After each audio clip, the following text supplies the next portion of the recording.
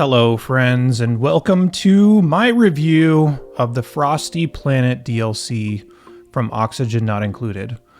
The last two runs that we did were both in the Frosty DLC. One of them was in the beta as they were still putting the last finishing touches on it, and the latter was in the official version. The TLDR of this is worth. I would definitely recommend this if you're into Oxygen Not Included. It has a lot of unique challenges and unique concepts. Worth playing through a couple runs for sure, if not more. And for the price tag that's on this, the $8, I really can't complain.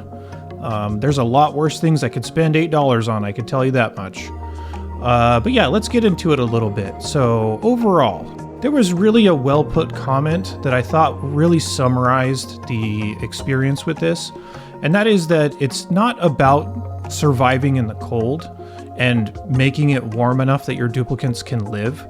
This DLC really is about just staying cold all the time and having to survive with the whole ecosystem that's built around it being very cold. Your duplicants obviously need to stay warm, so there's like coats and there are new buildings that will help them stay warm. But in general, the base needs to stay very cold because all the critters expect to be that cold, all the plants expect to be that cold.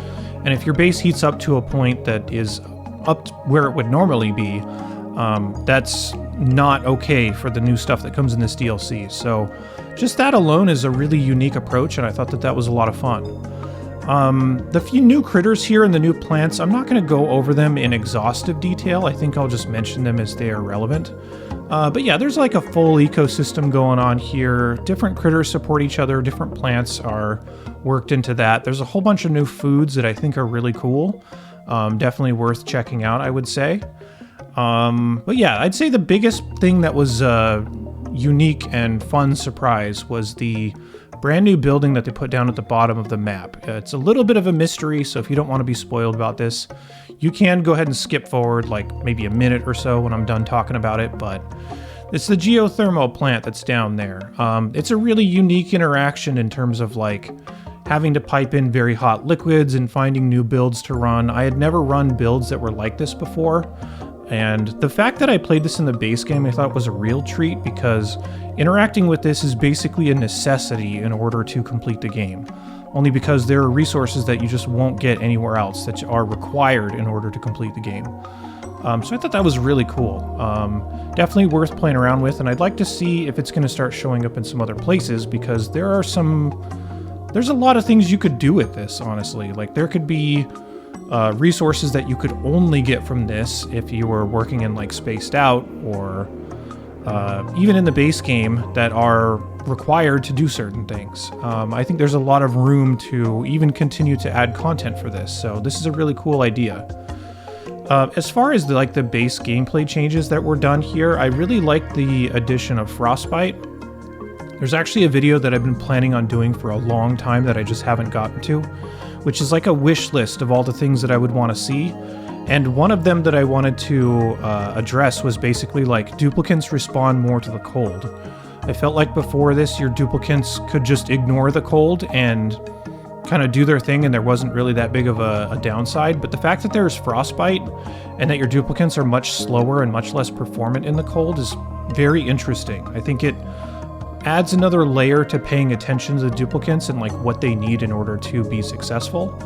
And the same thing goes for being hot. Like if they're in a toasty environment, like let's say 50C or something like that, they're going to slow down, they're going to have a harder time working. I think all that kind of stuff is really cool because otherwise duplicants can kind of feel a little bit more like robots that can just plow through stuff, which is, I guess, a little bit more in line with like how a newer player would expect the duplicants to behave. So stuff like that I think is really a lot of fun to interact with, and it makes you think a little bit more than just being like, well, I'll just send this robot duplicant in here with like infinity health unless it's some insanely extreme situation. Now you have to pay a little bit more attention to it. So I thought that that was really good. I also really like when existing things become a lot more useful. So there's a plant in this called the alveovera plant, which basically takes carbon dioxide and ice and turns that into oxalite, which is a very valuable resource and an interesting way to produce oxygen for sure. But highlights a geyser that I always said was the most useless geyser in the game, which is the carbon dioxide geyser. This is one of the instances in which the carbon dioxide geyser could actually be very strong, because it's going to be a useful component in oxygen production, especially if you need a lot more sources of carbon dioxide.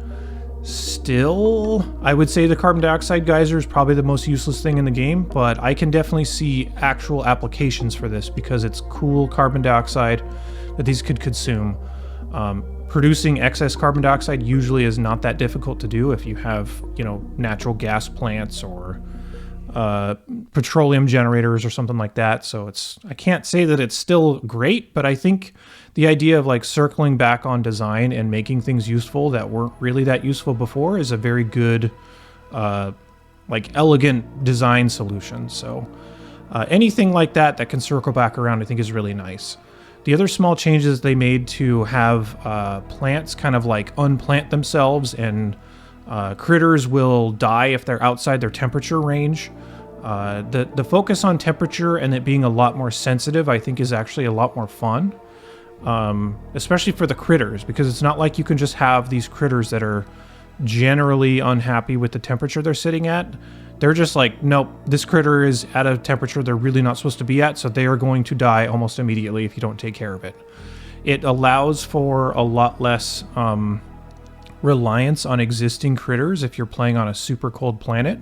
So like, you can forget about, at least in the traditional sense, using pips to plant everything naturally, because they'll die super fast at this temperature. So stuff like that I think is really nice, and it forces you to kind of learn their ecosystem and participate in their ecosystem. The only small little downsides that might be easy to solve with a tuning update or something like that a little bit later is that the balance seems a little off. And what I mean by that is you have this whole ecosystem between all the critters and all the new plants and stuff, but it feels like the stuff that the critters put out is like a drip feeding you throughout the entire game. Like the amount of phosphorite and ethanol and dirt that gets put out is so incredibly low that, especially for like a newer player, I feel like they'd have a hard time keeping this ecosystem running.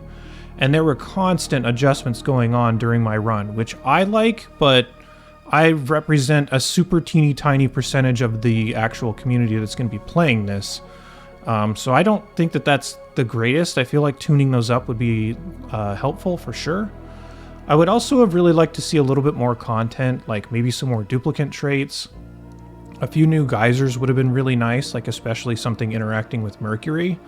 So if there were a Mercury geyser, which I really thought that the Mercury was annoying at first, but then I got more and more used to it, and I like it a lot after learning it and kind of getting the application, but there's no real renewable source of it, so having a renewable source of that would be really cool.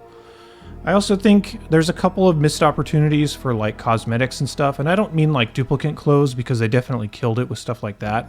There's a whole bunch of new stuff that if you are into duplicate cosmetics, there's a big library that you could check out. But even things of like new variations on some buildings, or even like your monument, I think having a different skin for that would have been a little bit better. But these are like super minor complaints, by the way. I'm like really having to dig for some complaints in this, because overall I'd still bring it back to like, this was $8 and I easily got a couple hundred hours of entertainment out of it. So I can't complain about that. Like the ratio of this is, I don't want to, let's see if we can do math here. It's like 4 cents an hour. If I'm paying 4 cents an hour to be entertained, I'm okay with that.